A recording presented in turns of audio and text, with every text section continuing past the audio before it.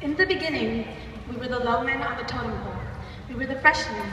We gazed at everything in wonder and experienced all of the first that high school brings. Our first day of school, where everything had a terrifying sense of nervousness added to it. The very first of many pep rallies to come, where we were blown away by the intimidating roar of the seniors during the yell-off. We were thrown aback by the cafeteria food because we were so excited to have more than just one option for food available. What an improvement we thought that was. Homecoming, which was a completely new event for us freshmen, who before had probably only ever been to Treasure Island Pizza for teen night, or the legendary foam parties in the back of Dr. Stout's practice.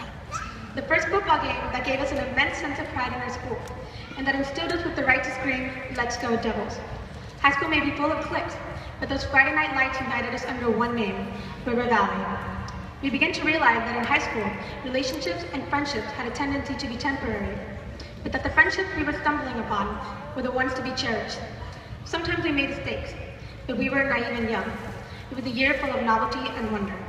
Sophomore year, we were absolutely thrilled about not being the scum of the school anymore, the freshmen.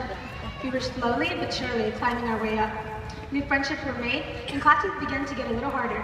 For example, Miss Viney's English class. Or let's not forget about sophomore year pep rallies. We could not complete a successful yell-off to save our lives.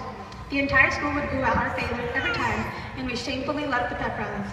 James Mills, we will never get over that. But that's not to say we gave up, because we never did. We returned to the pep rallies, ready to dominate the yell-off, and we always tried our best, even if it resulted in complete and utter failure, as it always did sophomore year. As we returned for our junior year, we could not help but be thrilled at the thought of being upperclassmen. I think of the words junior year, and what my mind immediately flashes to is winning our first pep rally. We were all focused and determined on winning at least one junior year. When we stood up to yell, I could feel it in the air. There was intensity ebbing off from the students, and when we yelled, we did not yell, we roared. You could feel the sound waves vibrating off the walls and floors. When we won, we all felt ecstatic, and tears were brimming in the corner of our eyes.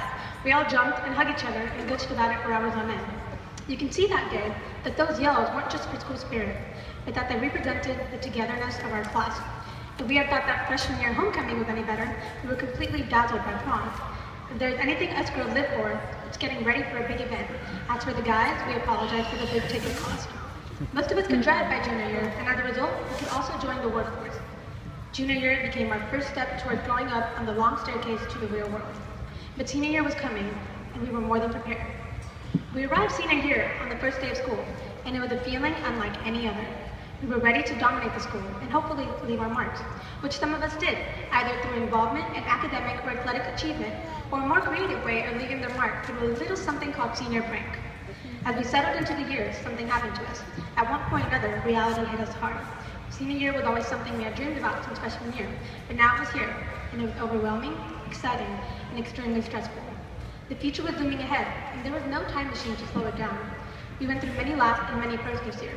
For example, our last pep rally, powder puff, which the seniors dominated, high school games, senior nights, tournaments, classes, talking to teachers about random aspects of life, banquets with amazing food, talent show plays, and even those last dress codes by Mr. Wilcox. I predict that our class will come to do amazing things wherever life takes us, but never forget where you come from, or who you are, the people who have influenced us, and who we will be in time. I hope that we have all enjoyed these 4 years here with each other, as our diverse class has made an infinite amount of everlasting memories.